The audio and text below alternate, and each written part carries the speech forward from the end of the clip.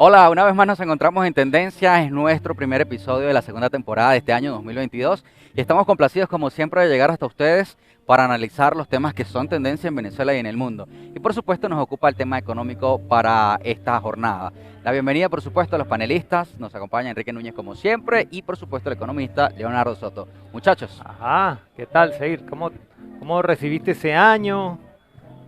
Bueno, bien, La excelente. energía, hace Familia, ya buena 2 meses, energía. ¿no? Claro, pero era un descanso necesario porque el año había estado cargado de mucha información con tendencia. Recorremos el país y que estuvo genial además. Así es. Leo, O- ¿qué tal? Oye, yo los veo a ustedes rozagantes, están como Otra. bronceados y todo, ¿no? Renovados. Renovado, ¿no? Bueno, Me gusta. porque los que trabajamos así debajo del sol, vamos llevando más sol que una teja. Oye, de verdad que yo me siento feliz y complacido de estar nuevamente acá con ustedes en Tendencia. Y bueno, Enrique, como siempre, promotor de este espacio y Seir, que me permiten el honor de estar acá. Yo creo que este año venimos con una energía renovadora, si se quiere, ¿no? Y esto que comentó Seir, de recorrer el país, que lo hicimos tímidamente en el 2021, pero que ahora venimos con mayor impulso. Así que bueno, nada, vamos a darle con todo y como bien lo dijo Seir, la economía siempre está sobre la mesa, ¿no? Sí, bueno, con el favor de Dios y bueno, y su bendición, Amén. esperamos estar en muchos lugares conociendo de primera mano pues las realidades del país. Para el, Sobre la mesa dice Leonardo. ¿Y qué mesa nos ocupa hoy? Una mesa bien sí, señor, interesante. así es. Bueno, y para el día de hoy hemos traído un invitado que es, bueno, el cuarto bate del tema que está en este momento en la palestra, que es todo esto de los impuestos a las grandes transacciones. Leo, danos una breboca allí del punto de vista económico como tal. Mira, bueno, Venezuela sigue siendo un entramado de muchos escenarios económicos que lamentablemente no terminan de enrumbarse por el camino que debería, hablando desde el punto de vista de la necesidad de producir, hablando de vista de la necesidad de desarrollarnos, de organizarnos, de planificar. Y cuando ya parece que hay un escenario de una mejora relativa, por lo menos a nivel de percepción, en términos generales, pues aparece algo allí que distorsiona, ¿no? el contexto. Sale por allí la ley de notarías y registros que vino a mover algunas cosas con relación a los costos o a encarecer la operatividad económica a nivel general, y ahora se suma esta reforma o esta ley reforma, básicamente reforma a la ley de las grandes transacciones financieras. ¿Qué tenemos sobre la mesa? Hay mucha incertidumbre. Yo pensé que agua, aquí Bueno, tenemos... gracias a Dios tenemos agua, pero hay mucha incertidumbre, Bueno, hace falta... hay mucho pesar porque no sabemos lo que va a ocurrir con esta ley de aprobarse. Claro. Y cuando digo no sabemos, obviamente, más que colocarme en los zapatos del economista, me coloco en los zapatos de todos como ciudadanos, ¿no? Sí, por Que nos supuesto. nos pudiésemos sentir aludidos en lo que es nuestra capacidad de poder adquisitivo, los que tienen poco, medio o mucho, pues obviamente pudiese tener una implicación. Así que yo creo que por eso en esta primera edición del año 2022 nos vestimos de gala, porque tenemos un especialista, una eminencia en el área, un amigo profesional, Héctor Orchena. Héctor, yo no voy a decir de qué va tu currículum, tú nos diste 2 tips ahí, pero bueno, dejamos que tú te Se presentes. nos va medio programa aquí Se nos va medio programa, hablando sí, sí. de la experiencia y de la trayectoria de nuestro amigo Héctor, a quien le damos las gracias por la atención de asistir hoy acá. Y bueno, nosotros vamos a hacerte preguntas desde el mayor desconocimiento del mundo, porque ¿cómo se come esto? Sí, bueno, la verdad que yo primero que todo debo agradecerles a ustedes por esta invitación a este programa, Tendencias, como su nombre lo indica, pues pone sobre la mesa los temas importantes del momento. Efectivamente, Leonardo, el tema del impuesto a las grandes transacciones financieras, que es una reforma que ya fue aprobada en segunda discusión, ha dado mucho de qué hablar en el país, fundamentalmente por la imprecisión técnica de la norma, por la carencia de técnica legislativa y por la incomprensible inclusión de las personas naturales como sujetos de este impuesto. Yo creo que son 3 elementos importantes a evaluar.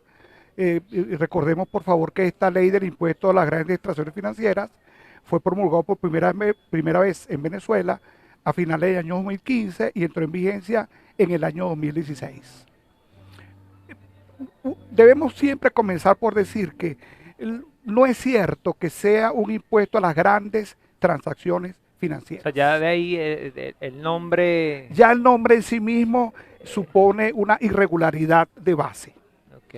¿Por qué? Es como Porque quizás como para meter algo debajo es, de cuerda. es posible que la intención de darle ese nombre haya sido con la intención de separar o hacerle ver a la sociedad, quizás, que el sistema tributario está empujando o apuntando a las grandes operaciones de las grandes empresas. Ok. Esta ley estableció como sujetos obligados a este tributo a los llamados sujetos pasivos especiales. Y ahí comienza la segunda irregularidad de esta norma. Perdón, vamos a darle un poco suave porque lo ideal es ir dándole como ejemplos al que nos pueda estar viendo de los términos que va dando la ley a ciertas personas o ciertos, digamos, como lo nombra, contribuyentes especiales Sí, o todo ello. ¿Eso nuestra- aplica para qué empresas, pues, por ejemplo? allá vamos.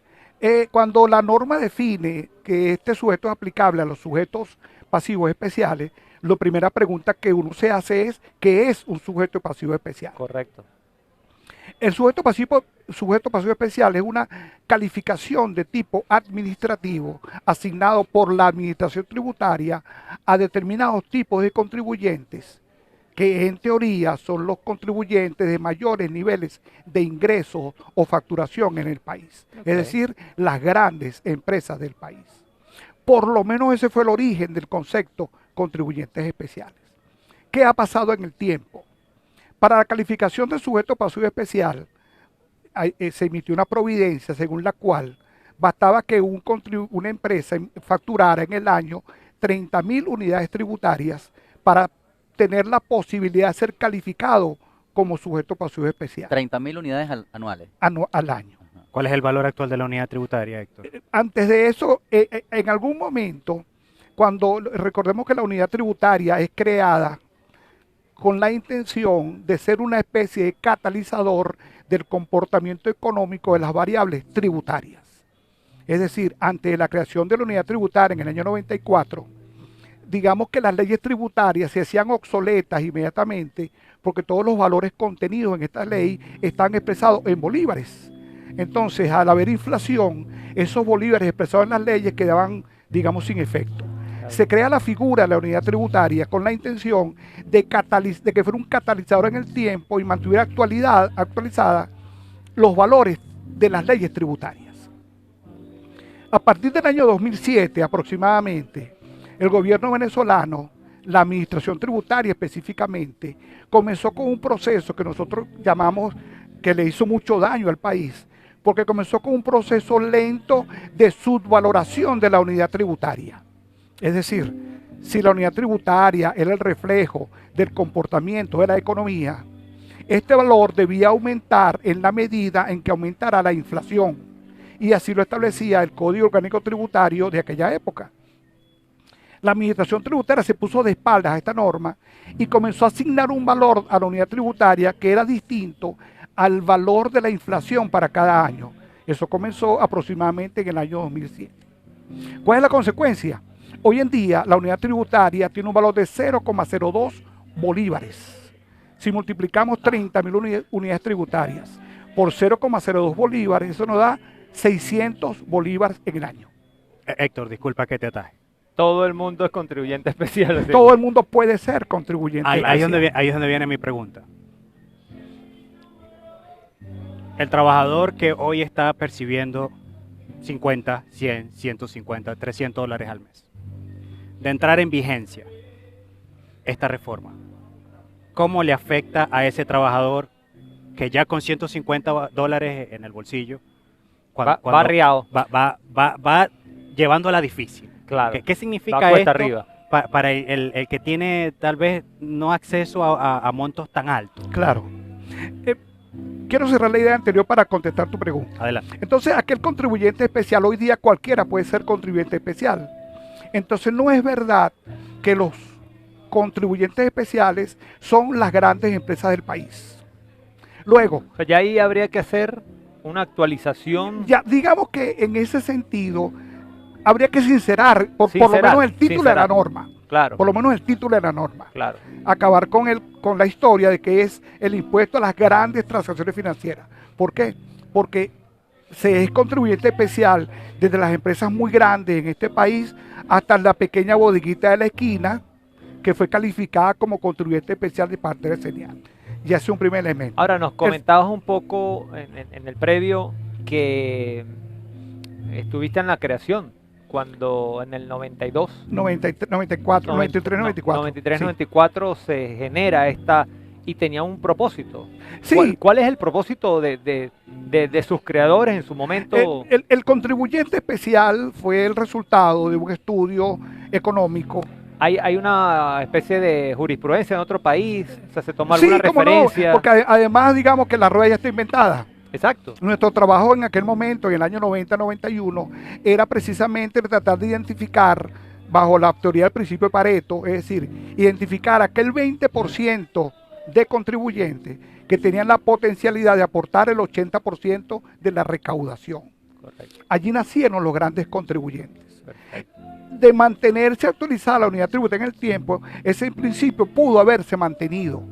Pero como ya dije, con la distorsión de la unidad tributaria, el concepto se pierde Claro. en el tiempo. Ahora, Héctor, en días recientes, el diputado a la Asamblea Nacional, el presidente de la Comisión de Finanzas, Jesús Faría, aclaraba, entre comillas, que mercados populares, pequeños establecimientos y las remesas que reciben los venezolanos desde el exterior estaban exceptuados de este impuesto. Bien, esa pregunta la voy a empatar con la pregunta Ajá. que dejé Leonardo, que va en el camino. Nos estamos adelantando ¿Cuál mucho. es el segundo gran elemento que no es grandes transacciones financieras? Es que ya sabemos que ese pequeño contribuyente puede ser especial. Entonces, si ese contribuyente especial paga un bolívar, tiene que pagar IGTF. Si ese contribuyente especial paga 1 millón de bolívares, tiene que pagar IGTF. Es decir, Claro, pero perdón, ¿se aplica en realidad? O sea, Sí. porque claro, está la norma... sí, porque esa y- norma se aplica. ¿Por qué se aplica? Ajá. Porque el contribuyente especial tiene su cuenta en el banco.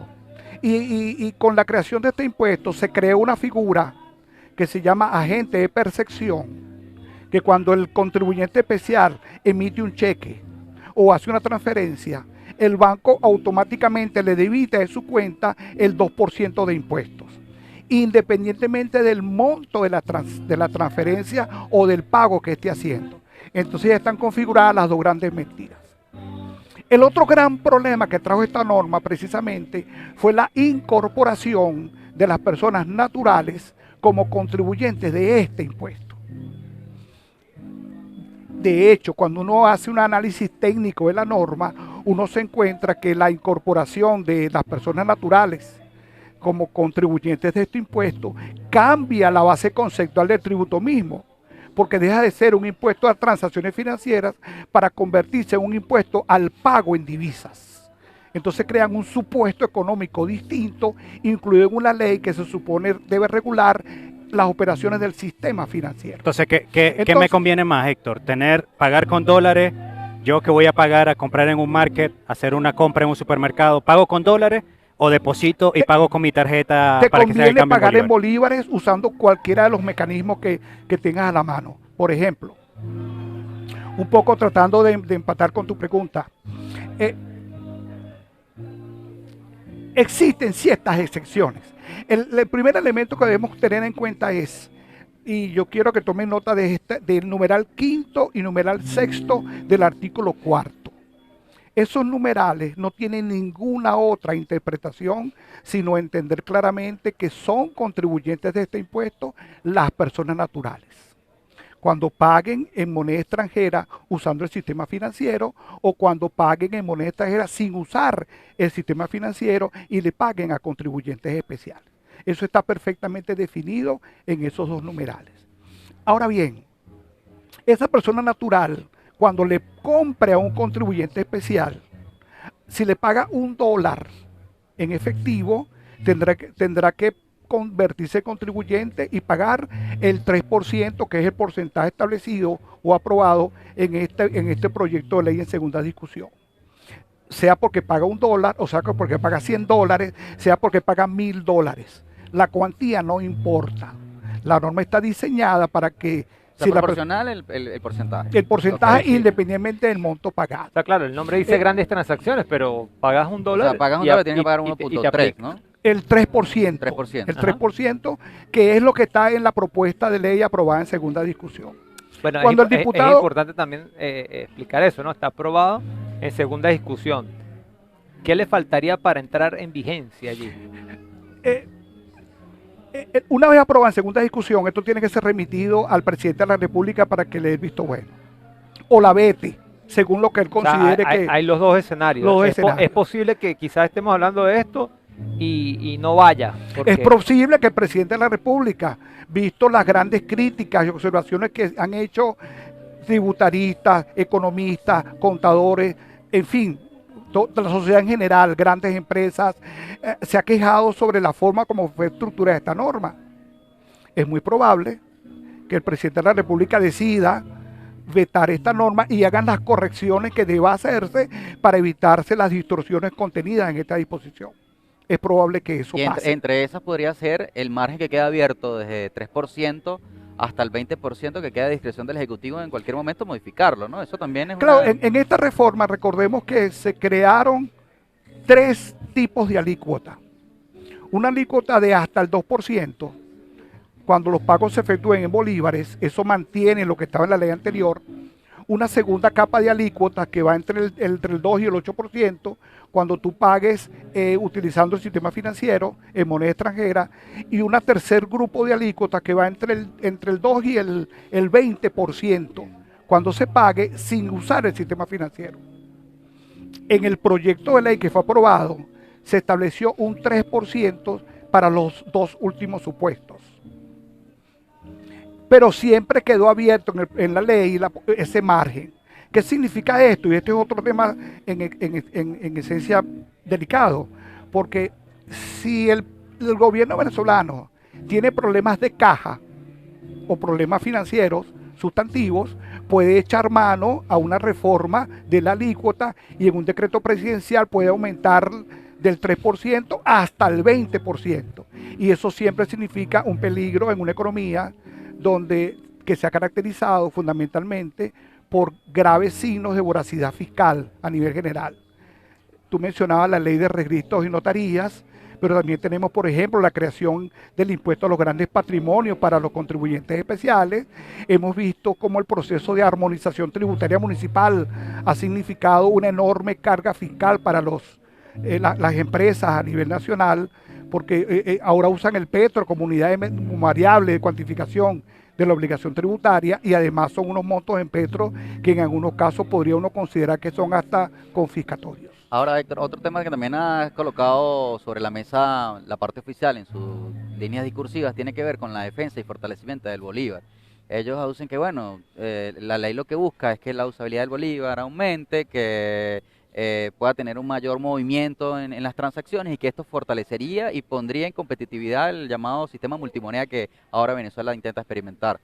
Como Sí, medida de fortalecimiento del Bolívar, ¿lo ves positivo? Al pechar la transacción, digamos, peer-to-peer, y que ese dinero no se trance por la banca, pareciera eso, ¿no? Sí, sin duda que la idea de fortalecer el Bolívar a través del sistema tributario, desde el marco estrictamente conceptual, es positivo. Pero me parece una enorme distorsión de lo que es el uso o aplicación del sistema tributario en sí mismo. Ahí viene otra cosa, Héctor, porque esto no ha sido una medida aislada, ¿no? O sea, han sido varias cosas que se han implementado, yo creo que de forma programada. Uno, la reexpresión monetaria, que ellos no lo quisieron llamar reconversión, sino reexpresión, por el impacto básicamente en materia de la reducción de los ceros. Eso por un lado. Luego viene el tema de la ley de notarías y registros. Luego de eso viene un programa que el gobierno ha llamado Emprender Juntos, ¿no? Que por ahí están lanzando una plataforma para el registro de los pequeños. Y un fondo para eso. Y ahí es donde Se ha viene creado un organismo que va a administrar eso. Correcto, ahí es donde viene el otro renglón, que es la posibilidad, hasta ahora es eso, una posibilidad de que personas naturales o jurídicos tengan acceso a créditos, cosa que no estaba hasta hace poco por el tema del encaje legal, que se redujo del 95% al 73%, si no me equivoco. Por ahí va el rango. Creo que 83, ¿no? De- Algo de eso. Por ahí va el rango. Así es. Un 12% de reducción. Ujú. Y luego viene esta ley en paralelo. Entonces dicen, bueno, estás ofreciendo un programa de incentivo al desarrollo emprendedor, empresarial emergente, ¿no? Con la posibilidad de que haya crédito. Y ahora te lanzas esta reforma, dos leyes Bueno, polémicas Es contradictorio, pero es que obviamente, claro. fíjate, pero es que Sin fíjate duda que, contradictoria fíjate- en su concepción económica. correcto, Y- fíjate que lo hablamos hace rato, ¿no? El tema de los créditos, aparte del tema del anclaje, es que, claro, la banca, ¿qué dinero va a prestar si no hay ahorro? Entonces viene también una serie de ecuaciones. Y- Claro, sí, que y tenemos dónde unas están y hay distorsiones bolívares que para volver a prestar enderezar dinero. todo esto Sí, es complicado. a eso me refería con que me parece un asunto contraceptivo, una opinión muy personal. Los sistemas tributarios, cuando se usan para corregir distorsiones económicas sustantivas, en Venezuela tenemos años con una crisis económica severa, con una ausencia importante de política económica consistente que estimule digamos, el aparato productivo, con a veces una ausencia absoluta de políticas monetarias consistentes, a quien le corresponde defender la fortaleza del Bolívar es al Banco Central a través de su política monetaria. ¿Cómo es posible que se pretenda usar un impuesto para corregir graves distorsiones de política monetaria? Yo en lo personal creo que es un absoluto contrasentido con todo lo beneficioso que uno le puede encontrar quizás al uso del bolívar y no del dólar. Necesitamos recordar, nosotros entramos en esta dolarización forzados por las circunstancias. Todos recordamos el gran apagón que hubo en Venezuela. No, Total. no fue Cuando una política de Estado. Cuando el sistema bancario colapsó completo, todo el mundo comenzó a buscar los dólares debajo del colchón o los que tenía guardado en la Bueno, el gaveta que tenía, porque o el que tenía, O pero los pesos, bueno, en el pero caso de digamos ahí Venezuela. comenzó la cosa, ¿no? otros métodos de pago también. Por eso también es verdad. Se han visto casos. El De Regresa, todo ¿no? hubo, de todo De hubo. todo, de todo. Pero ahí comenzó la cosa de la dolarización. Sí, sí. Entonces, no es que fuimos agarrados de la mano y contentos por ese camino, porque muchos nos resistimos a este asunto. Sí, Y ahí claro. comenzó precisamente ese proceso de hiperinflación que hizo que el bolívar comenzara a perder la importancia que tiene y su capacidad de compra. Claro. Entonces la sociedad en general se fue al dólar como una medida casi que de sobrevivencia. En el año 2019 y 2020 fueron años muy duros Sí. porque el sector empresarial venezolano tuvo que hacer grandes adaptaciones para aprender, digamos, a maniobrar en esta No, tormenta y todavía en económica. el día a día se padecen cantidad de dificultades en el que pagas con un billete de 20. No Bueno, hay para vuelto. empezar, si te lo reciben, si está bonito, si está recién impreso. El cereal, hasta eh, por el cereal lo Pues, pechan. del cereal, la cosa que entonces la cuenta dio 14,35, entonces cómo entro con el tema de los vueltos, entonces te los devuelvo en un pago móvil, no, yo quiero que me devuelvan mis dólares. Es decir, eso es un trauma, Sí. pues realmente todo Y está... todavía vivimos ese proceso. Una pregunta muy reiterativa que hace con esta reforma es, por ejemplo, los pagos parciales. Es decir, cuando tú revisas la operatividad de este tributo, todos vamos a los comercios y la cuenta da $23, Ujú. uno paga con un billete de 20 y la diferencia con la tarjeta de débito. Eso es lo Sí, que normalmente Sí, tipo, ocurre. completa. ¿No es así? Sí, Sí, sí. sí. Bien. ¿Qué pasa? Tengo que pagar el IGTF sobre los $20 solamente. Eso no está claro. Yo soy lo que se nota en la teoría de que sí, porque el hecho imponible de este tributo es el pago. Porque en la facturación se desglosa de qué manera estás pagando, ¿no? Eh, En algunos casos. No, fíjate, ese es otro tema bien interesante, ¿no? Bien interesante, porque la factura no es el documento ideal para, digamos, darle firmeza o que sirva como soporte de esta operación. Porque el hecho imponible en materia de impuestos a las grandes instituciones financieras no es la emisión de la factura, es el pago. Por ejemplo, hoy día un contribuyente especial hace una transferencia y él no ha recibido la factura, pero al hacer la transferencia automáticamente le debitan el impuesto, ya se causó el impuesto con el pago. Porque fíjate algo, Entonces, no es la factura el documento ideal. Claro. Por eso es que creemos que la implementación práctica de este asunto puede pasar por designar a los contribuyentes especiales como agentes de percepción que es una figura tributaria que existe en nuestra legislación. Agentes de percepción. Agentes de percepción, Ok. que es una figura tributaria que existe en nuestra legislación y se define como aquella persona que recibe de un tercero los impuestos y los entera por nombre en cuenta de este. Ujú. Si eso llegara a ocurrir y le compramos a un contribuyente especial y le pagamos con $20, lo más probable es que él nos exija el pago del 3%. Digo, de aprobarse la figura del agente de percepción. Le pagamos los $20, él nos cobra el impuesto, él recibe el impuesto y él lo paga al CENIAT en mi nombre, ¿Cómo hace con el IVA? como hace con el IVA, por ejemplo. ¿Verdad? ¿Cuál es la dificultad? Por ejemplo, en Venezuela, desde hace un par de años se implantó en Venezuela lo que llamamos nosotros en el mundo tributario la tercera generación de máquinas fiscales. La máquina fiscal es un dispositivo que tiene un software que son usados por una gran cantidad de contribuyentes. Según las últimas estimaciones, más o menos el 80-85% de los contribuyentes del IVA están obligados al uso de máquinas fiscales. Cuando salió este instrumento, muchos levantamos la voz porque alertamos que las máquinas fiscales, dada la tendencia que tenía el país a la dolarización, estaban naciendo antes de morir. ¿Por qué? Porque las máquinas fiscales, dentro de su software, no tienen la posibilidad de efectuar operaciones multimonedas.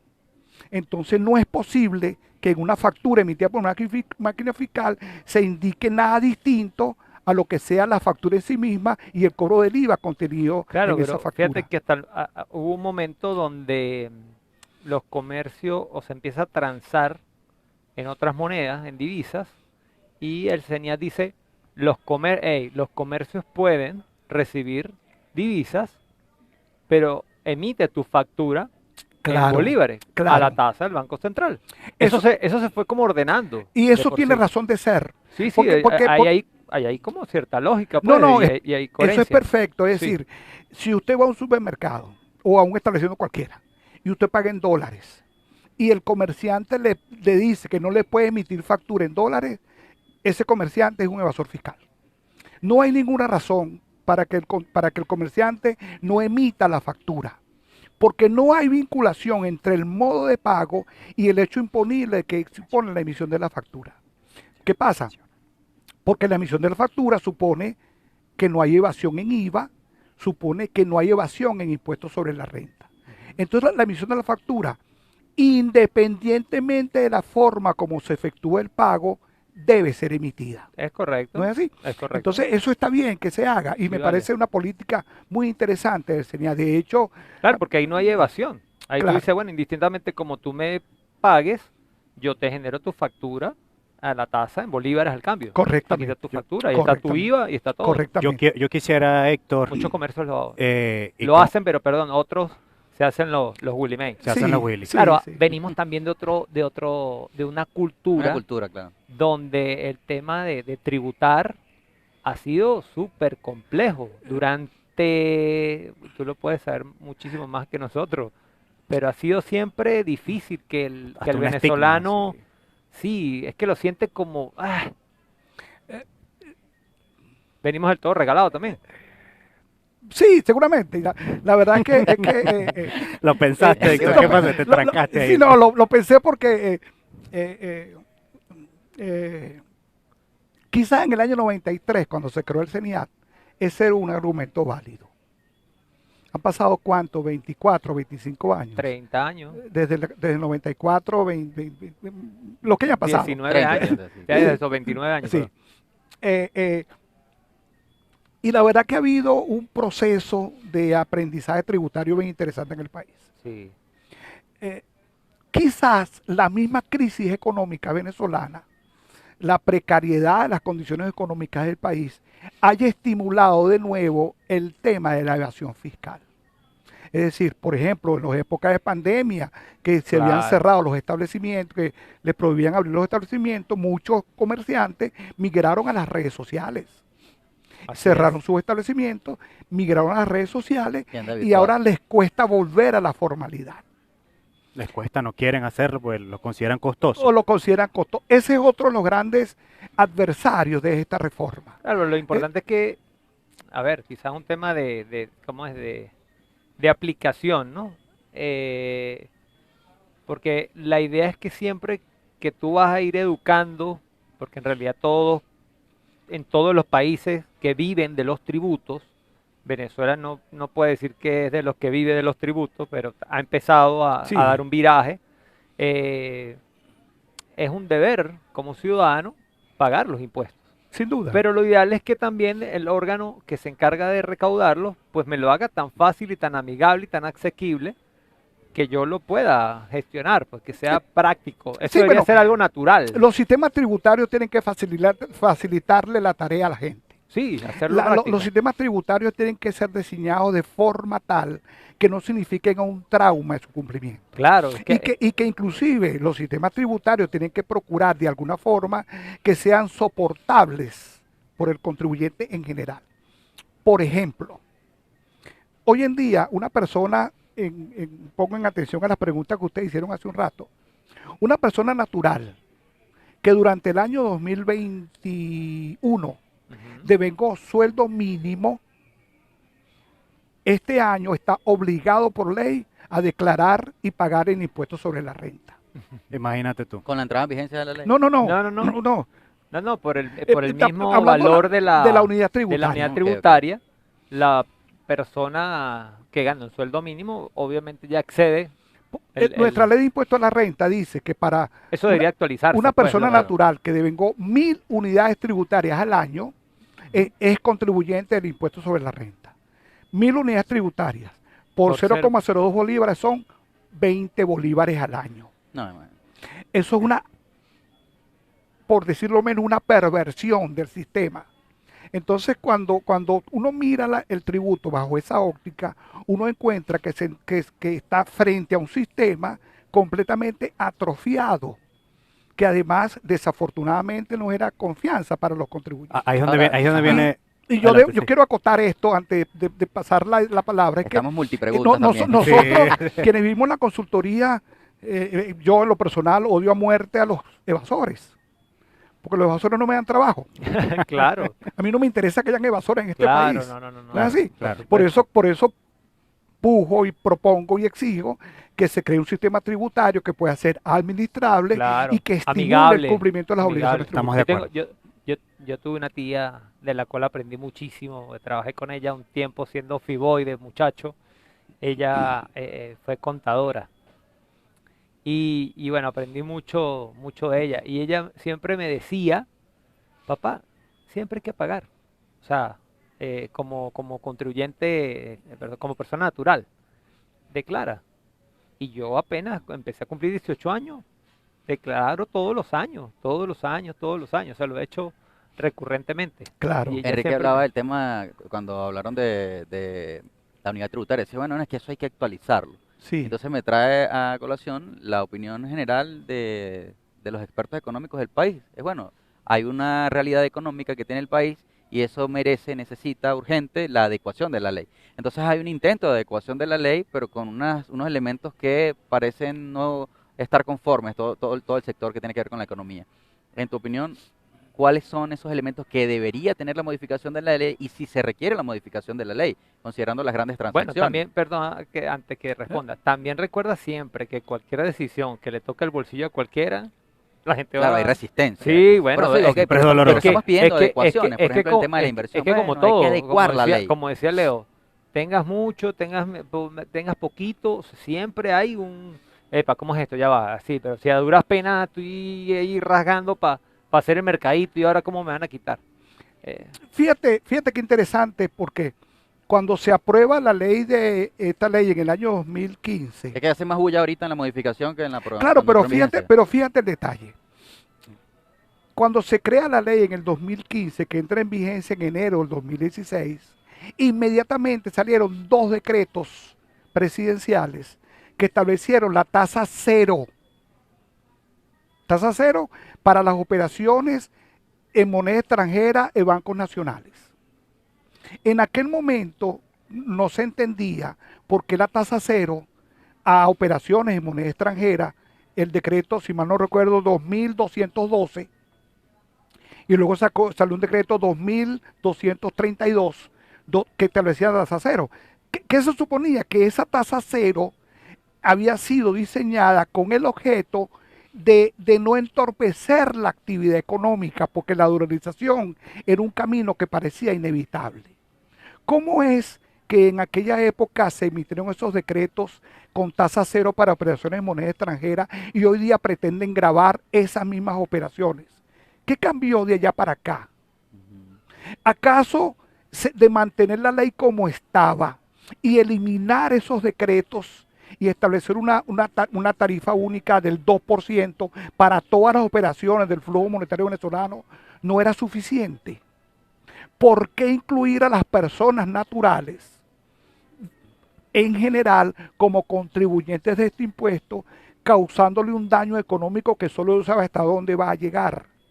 Si a mí me preguntan, yo creo que la mejor reforma que pudo habérsele hecho a esta norma era derogar aquellos decretos y comenzar a cobrarle el IGTF a los contribuyentes especiales con el 2%, inclusive con una alícuota menor. Correcto. ¿Por qué una alícuota menor? Porque, a ver, el flujo monetario del país, digamos, lo controla. El 80% del movimiento monetario del país lo controlan el 20 o 22% de los contribuyentes. Ese Pareto se cumple en esa variable. Si ese flujo monetario venezolano, 65, 75%, ahí los economistas no se ponen de acuerdo en la cifra, 65, 75% de ese flujo monetario es en moneda extranjera. Con eliminar aquel decreto comenzaba a cobrarle a esa masa de dólares. Eso pudo haber significado un incremento en la recaudación de forma inmediata y automática, con mucho disgusto para el sector empresarial, por supuesto que sí, pero menos traumática. Pero más adecuada a la realidad, ¿no? Pero más adecuado a la realidad, ¿por qué? Porque el contribuyente especial, por ser una empresa estructurada, paga su impuesto, lo incluye en su estructura de costo y es verdad que termina impactando en los precios, pero está en capacidad de adecuarse y de soportar, digamos, con menos trauma la carga fiscal que se le monta a las personas naturales. Que el tema de que no es un hecho aislado, una medida aislada, sino que hay un conjunto de medidas que están rondando otras leyes. Las leyes que tienen que ver con el tema económico especialmente, por ejemplo, las zonas económicas especiales que tanto suenan, entre otras, para estimular la inversión, qué sé yo. Y hay quienes piensan también, por ejemplo, estaba viendo la opinión del economista Alejandro Castro de Econométrica, que decía que con la modificación de la ley se buscaba, digamos, estimular el bolívar, de alguna manera, el aumento de la demanda de bolívares, y que esto podría llevar al aumento de salarios y pensiones. ¿Podría estar incluido un eventual aumento del salario con todas estas medidas, considerando que la Central Bolivariana Socialista pidió al presidente un aumento de 2.000 bolívares como salario básico para los trabajadores? Bueno, Leonardo puede confirmar y explicar mejor lo que yo voy a decir, porque él maneja mejor esa área que yo. Un aumento de sueldo sin reactivación económica es gasolina para la inflación. Claro, es que si nos ponemos a sacar cuenta en frío, ¿no? Para aumentar, dolarizar la nómina pública. Estamos hablando de dolarizarla a un rango promedio con América Latina que son aproximadamente $350. Sí, el promedio. 6, 7 millones de trabajadores. 6, 7 bolívares será algo así como 450. Mira, necesitas anuales $10.000 millones anuales. Y el presupuesto del país creo que está alrededor de los $12.000 millones, presupuesto anual. No es viable. Es decir, toda la dolarización de la nómina pública no alcanzaría con el presupuesto establecido en la actualidad. Entonces, aquí es donde viene el ejercicio que quería colocar aquí a nuestro amigo Héctor. Héctor es un muchacho joven, él tiene 35 años, no más de eso, ¿no? Pero es un hombre que sabe, ¿verdad? Mira, Héctor, fíjate, nuestra crisis económica comenzó en el 2007 y el ciudadano no lo sabe porque en el 2007 nosotros teníamos una bonanza de ingreso petrolero. De hecho, estaba el programa Venezuela Móvil y se estaban otorgando de manera indiscriminada y hasta un poco fuera de cualquier lógica económica los dólares preferenciales. Y salieron aquellos famosos certificados de no producción. Es decir, se les daba dólares a muchas empresas a tasa muy preferencial, privilegiando la importación que la producción nacional. Se les permitió a los grandes concesionarios, a las grandes ensambladoras de Venezuela en traer CKD para vehículos importados y por eso se disparó la producción de vehículos en Venezuela. Mira, y fue un tema que en ese momento a nosotros ciegos, obviamente, porque había liquidez en la calle, había poder adquisitivo, pero comenzaron a escasear rubros básicos como la leche en polvo, que después se convirtió en un producto casi que de lujo, y muchas otras cosas que a simple vista parecían no tener tanta importancia porque seguían existiendo en Anaquel una cierta rotación. Ironía, ¿no? Leo, porque tú lo acabas de decir, la leche en polvo era como el lujo en ese momento y ahora resulta que la hay en los anaqueles y también es como un lujo porque no todo el mundo la consume. Pero fíjate, 2007 inicia una crisis moderada. Se acrecenta obviamente al punto de que cuando cae la renta petrolera a partir del año 2013 aproximadamente comienza ya una crisis severa, donde se dispara el tipo de cambio, el bolívar pierde totalmente su poder adquisitivo y entramos en un proceso de inflación en escala ascendente que se convierte en un proceso de hiperinflación. Esto, por supuesto, con una cadena de acontecimientos adicionales que llevan a que el país se desestabilice y entremos a un periodo de crisis de más de 7 años, crisis severa, pues ya veníamos de crisis del 2007. Señores, el hecho de que en el 2007, 2008, 2009 hubiese dinero en la calle, ustedes pudieron comprar, viajar, no significa que el país estaba bien. Estábamos gastando más de lo que estaba ingresando. Es decir, nosotros en un periodo de 10 años gastamos más de 300.000 millones de dólares. Endeudados en la actualidad en aproximadamente 250 mil millones de dólares. Es una locura. Ahora es donde viene el punto. Entramos en un proceso, entre comillas, de necesidad de estabilizar la economía. O sea, yo contengo las variables macroeconómicas, bajo la hiperinflación, nuestra economía sigue siendo inflacionaria, pero bajo la hiperinflación contengo algunas variables con elementos artificiales, el tipo de cambio, la estabilidad social, entre comillas, se condensa precisamente porque se da un sentido ahí de apolítica o de antipolítica. Y ahora viene el tema, lo que en economía es normal, decir, ya estabilicé, los ciclos. Ya estabilizo, ahora expando, porque necesito producir. Necesito generar dinero para aumentar mis reservas internacionales. Ok.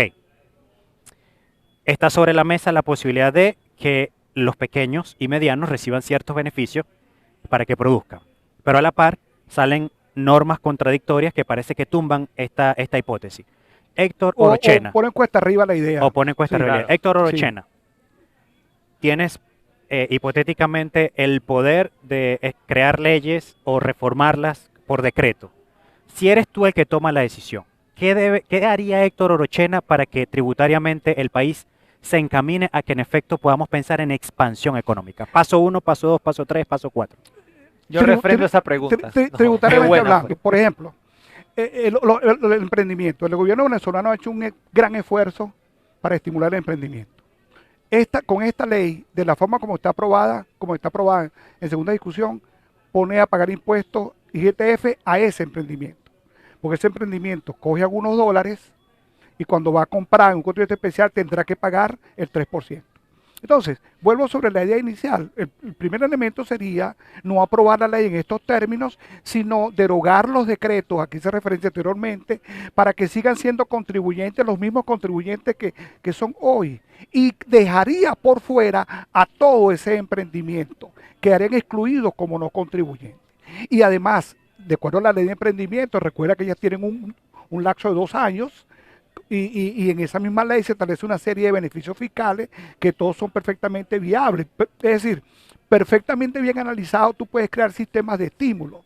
Yo no me anoto nunca en la figura de las exenciones o exoneraciones, yo me anoto más bien en la idea de las rebajas de impuestos, ¿verdad? Es decir, acostumbrar a la persona a ser contribuyente y que a través de la inversión de su propio esfuerzo o de su propio capital se le generen estímulos fiscales de rebajas de impuestos, pero Correcto. que él sepa que tiene una obligación con el país. Claro.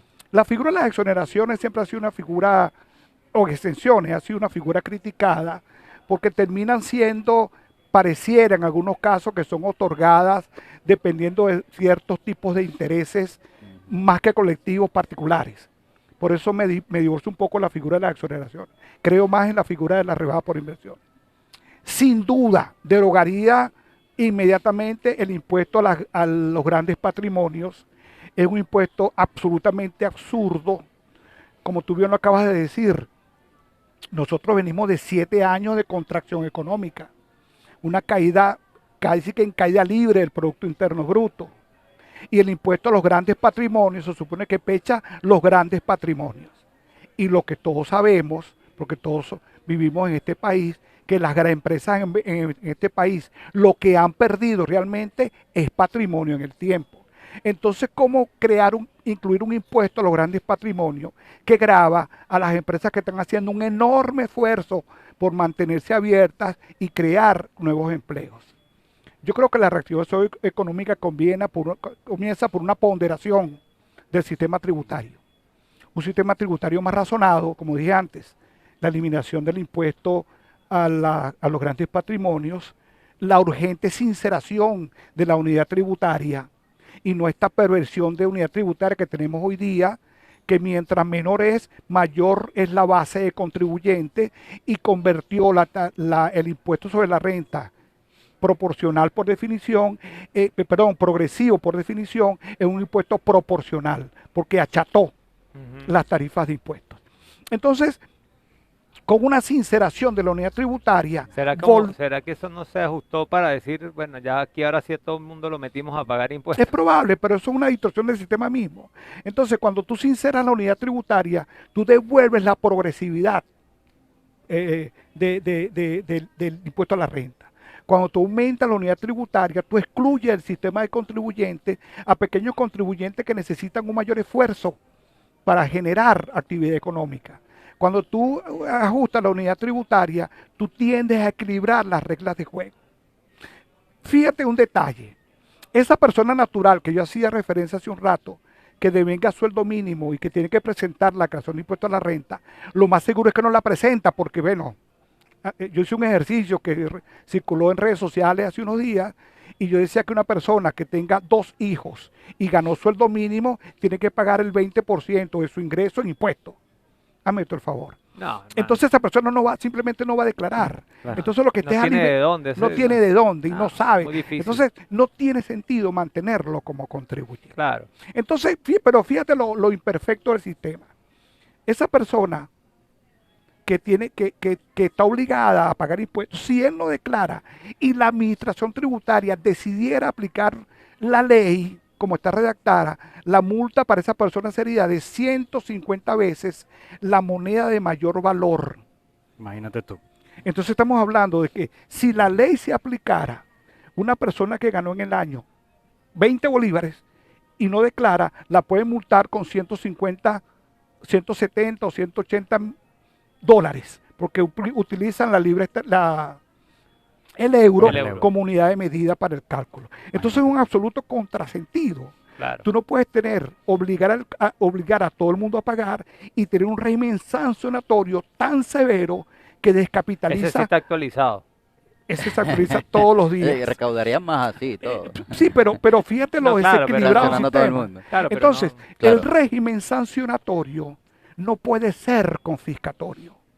Y ese es un elemento que debe ser revisado urgentemente, porque no puede ser que la administración tributaria o el gobierno venezolano pretenda estimular la recaudación aplicando exclusivamente un régimen sancionatorio. Héctor, claro, mi última pregunta por esta noche.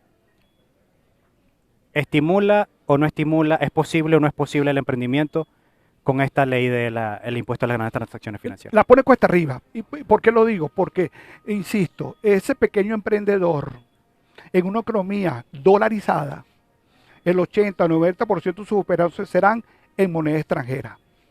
No, y sumando el tema de los registros de notaría. Y si son en moneda extranjera, ¿no? Y él tendrá que pagar, comprar un contribuyente especial, pues tendrá que pagar el impuesto. Un detalle que yo no quiero dejar pasar. Otra de los efectos importantes que tiene este impuesto es que ese 3% piramidado, digamos, mientras más largos sean los eslabones comerciales, importador, mayorista, distribuidor, minorista y consumidor final, que significa que 3%, 3%, 3% y 3% termina siendo una carga importante que va a impactar significativamente en el precio final. Correcto. Por lo tanto, la alícuota de aprobarse esta reforma nunca debió ser el 3%. Ahora, el tema del cierre del año 2021, decía Leonardo, se procuró con medidas forzadas, digamos, el tema de la inyección de capital a los bancos por parte del Banco Central, de contener la hiperinflación, la galopante inflación, como la denominaron. ¿Esto es una estabilización de la economía y una estabilidad o es una sensación de estabilidad? ¿Y cuánto tiempo puede durar? Bueno, a ver, eh, muchas veces se ha hablado de la economía de bodegón. Hemos visto Ujú. cómo han abierto ese tipo de establecimientos comerciales, ha proliferado en todo el país. Ese es el reflejo real del comportamiento de la economía de todos los sectores económicos. No, no lo O es. eso, o ese ha sido el resultado de la política de exoneraciones que ha venido dando el gobierno en un Claro. lapso de 2 o 3 años. Bueno, y Entonces, no hay duda que ha habido una mejoría económica, eso no hay ninguna duda. Pero esta mejoría económica puede verse severamente afectada con este proyecto de ley. bueno, yo veo varias cosas, ¿no? Eh, Primero de que, bueno, sí hay que pasar en algún momento, no sé si esté el más indicado, porque en realidad, digamos, como que meterle la mano en el bolsillo a todo el mundo es bien complejo y siempre va a sacudir. Y más cuando venimos de la cultura de no tributar. Pero debemos llegar a un punto donde el CENIAT se vea como un aliado más que como el coco. Que siempre se habló de que cuando llegaba el CENIAT, Dios mío santísimo. No, la idea es eso, ¿no? La idea es pasar a reglas claras de juego y que sean amigables, pero para que permita que fluya. Ahora, yo pongo algo a acotación. Para mí me parece más importante la generación de trabajo, de puestos de trabajo, de empleos, de salarios que puede estar contratando desde un bodegón, desde un emprendimiento, desde cualquier otro negocio que esté surgiendo, al impuesto que pueda cargarle, digamos, con esta nueva ley que pueda Claro, implementarse. Es decir, el gobierno también tiene que ponerse a evaluar un poco eso, sí, de que quien le está generando mayor masa laboral y trabajo y fluidez, pues son todo este tipo de negocios que están naciendo porque están viendo una oportunidad y el consumo que empieza a ser circular el dinero termina dando un poco claro, ese crecimiento. claro. Sin embargo, no hay que dejar pasar que el país no crece con bodegones. No, El país crece con producción nacional y más bien los impuestos deberían irse a ir pechando un poco esos productos importados. Que sigan entrando productos importados porque creemos en la libre competencia, en el libre mercado, pero llegar a ese punto donde hace muchos años se decía, bueno, ¿quieres el repuesto nacional o el importado? Y correcto. había una diferencia de precios marcada, pero esa diferencia de precios la marcaba el impuesto que se le Sí. aplicaba, porque para eso están los impuestos. Claro, fíjate que una pregunta que nos hacemos nosotros y los economistas han evaluado mucho ese asunto desde la perspectiva estrictamente económica. ¿Esta carga fiscal estimula la informalidad? La conclusión generalizada es que sí. Claro, Entonces, si estimula la informalidad, esa persona va a dejar de emitir factura, entonces va a dejar de cobrar IVA claro, y va a dejar de pagar impuestos sobre la renta. claro. Entonces, ¿por qué no buscar un esquema que sea menos traumático, inclusive con una alícuota menor? Vuelvo sobre la teoría inicialmente planteada, un sistema que sea menos traumático, que tienda a no estimular la informalidad, de tal Correcto. forma que esa persona sigue emitiendo la factura y entonces seguirá mejorando la recaudación del IVA y seguirá mejorando la recaudación de impuestos sobre la renta. Así es, Por ejemplo, así es. esas son, ¿por qué no pensar seriamente en esa base de contribuyentes grande que hoy en día son contribuyentes informales? ¿Por qué no pensar en otros esquemas como existen en esquemas como el que existe en otros países el monotributo o un régimen simplificado de tributación? ¿Por qué no establecer un esquema donde a ese informal no le sea pesado pagar y le sea fácil pagar? Lo sacas de lo que llamamos nosotros técnicamente del segmento de contribuyentes omisos y lo metes en un segmento que podríamos identificar como subdeclarantes. Es decir, si él fuera un contribuyente formal, a lo mejor pagará 100 bolívares. Bueno, pero pues no lo es. ¿Cómo hago Exacto. para meterlo? Bueno, págame 5. Es decir, Ok, que pague algo, pero lo vas incorporando claro, progresivamente al sistema. así es. Para eso existen los regímenes simplificados de tributación, o en algunos casos los llamados monotributos, que son tributos simples, de fácil gestión y que no significan tropiezos o traumas Claro. para quien desee incorporarse al Poco sistema. a poco, suavecito, ahí vamos. Un pasito a la vez. Un pasito a la vez. Héctor, nos queda poco tiempo, pero para esta entrevista la anunciamos en redes sociales y la audiencia nos envió algunas preguntas, bueno, dudas comunes que hay en la ciudadanía. ¿Cómo no? Quisiéramos hacer un pimponcito breve que en 2 minutos podamos De responder acuerdo. rápidamente. Respuestas telegráficas. Sí, dicen por acá, impuestos que no pagarán los empresarios, sino el pueblo como siempre. ¿Es así? ¿Va a ser más Puede perjudicado el ser, pequeño? porque lo que paga el empresario termina repercutiendo los precios. De eso no hay duda. Entonces va a haber una afectación directa cuando las naturales le compren a un contribuyente especial y Ahí va haber, incluido y va- ese. y va a haber una afectación indirecta cuando lo que esté pagando la empresa por IGTF lo incluye en los precios. Va a haber una afectación en general. Uno parecido. ¿Cuándo entrará en vigencia? Porque ya se nota el aumento de varios productos en el súper. ¿Es así? Los aumentos atienden a otra razón. De acuerdo al proyecto de ley que fue aprobado en segunda discusión, dice que entrará en vigencia el 1 de marzo. Pero en todo caso hay que esperar la Gaceta Oficial. Otro comentario, ¿en qué nos beneficia como ciudadanos esta ley? Yo, Ahí hay agua. Punto suspensivo, punto Héctor, ¿Pero ahí suspensivo. hay ¿Hay agua. algún beneficio? Yo no sé, si quiero ver algo positivo, yo creo que es la idea general de estimular el uso del bolívar porque sea buena, pero el camino que tomaron lo siento muy empedrado. Otro comentario, ¿cuál sería la medida más adecuada ante la dolarización de todo en Venezuela? Bueno, yo creo que la mía más adecuada es sincerar la plataforma tecnológica venezolana y el sistema tributario en general para establecer una vez por todas la tributación en dólares. Nosotros tenemos una historia, digamos, en nuestra legislación, porque desde hace varios años se viene amasando la idea del pago del impuesto en dólares. Esa puede ser una forma interesante de estimular el uso del bolívar.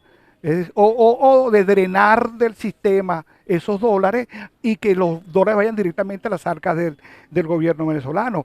Y en mi opinión es un procedimiento que yo siento que puede ser mucho más sencillo de lo que mucha gente cree. Otro comentario, el gobierno reconoce con esta ley el dólar como moneda circulante. ¿Por qué no se dolariza el sueldo público? Lo hablamos más Ahí sí, temprano. ahí sí paso. Esa pregunta es para otra persona. Sí, Y por último, este sí. que me parece interesante, ¿cree que los inmuebles ganarán un poco más de valor? No. Inmuebles también. Oferta y demanda. El valor del inmueble depende del comportamiento de la economía, ¿no? Claro. Si es un impuesto o no. Claro. Es decir, Oferta y demanda. si la economía sigue contraída, no habrá quien quiera invertir en bienes inmobiliarios, Y menos sin crédito. menos sin crédito. Menos sin Entonces, Claro. hay muchas otras variables que pueden afectar ese asunto en particular. Así es, Héctor. Mil gracias por acompañarnos, aclararnos tantas dudas que existen en torno a digamos, esta propuesta de ley.